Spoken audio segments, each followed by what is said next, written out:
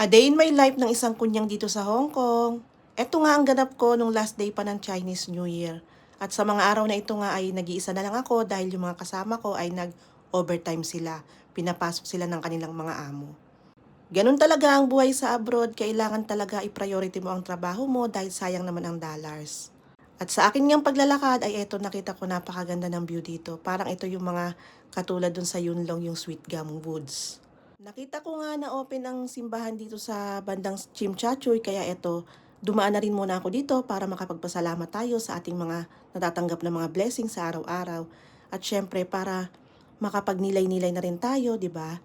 Ganun talaga pag may time tayo, daan tayo ng simbahan. Bilang tayo ay mga Katoliko. At dito nga ako napadpad, nakita ko nga ay maganda ang view dito. Tapos sabi ko, parang hindi pa ako nakakarating dito, kaya ito, nagkaroon ako ng pagkakataon maglakad-lakad dito.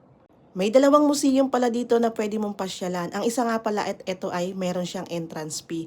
At dito naman sa kabila, ang alam ko ay walang entrance fee kasi ito nga yung pinasok ko. Pero yung mga video ko dyan ay isa-separate ko na lang siya ng vlog.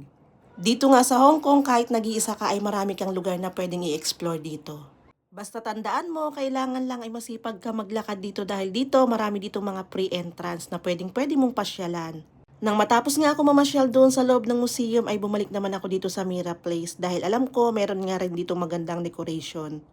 O di ba hagdan pa lang ay napakaganda na lang kanilang mga art decoration. Ang gagaling talaga nila gumawa ng mga decoration dito sa Hong Kong. Sabi nga nila hindi tinipid, sulit pa, tapos libre mo pa siyang mapapasyalan. Dito naman nga ako napadaan sa napaka-colorful na hagdan nito. Dito ito sa tabi ng Uniqlo sa Mira Place din dahil meron dito magandang mga flower blossom. Buti na lang talaga naka-timing ako na konti lang yung mga tao dito na nagpipicture or gumagawa rin ng kanilang mga content. O di ba dahil sabi nga nila sa panahon ngayon, karamihan ay content creator na, para-paraan lang yan. At syempre, isa na tayo dun sa nagko-content, o di ba kahit nga sentabo lang yung kinikita natin dito, basta masaya tayo ay okay na yan. O di ba ayan, ganda-gandahan muna tayo.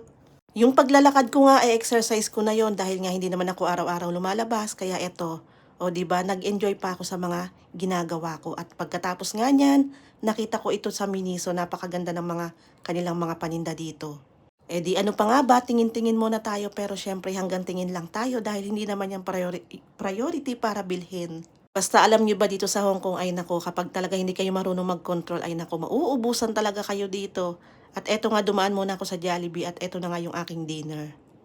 At eto nga, tinake out ko na lang tapos sa room na lang ako kumain. O di ba para mas masaya at saka dire-diretso na ang pahinga. Maraming salamat nga po pala sa inyong panonood. God bless us all. Bye!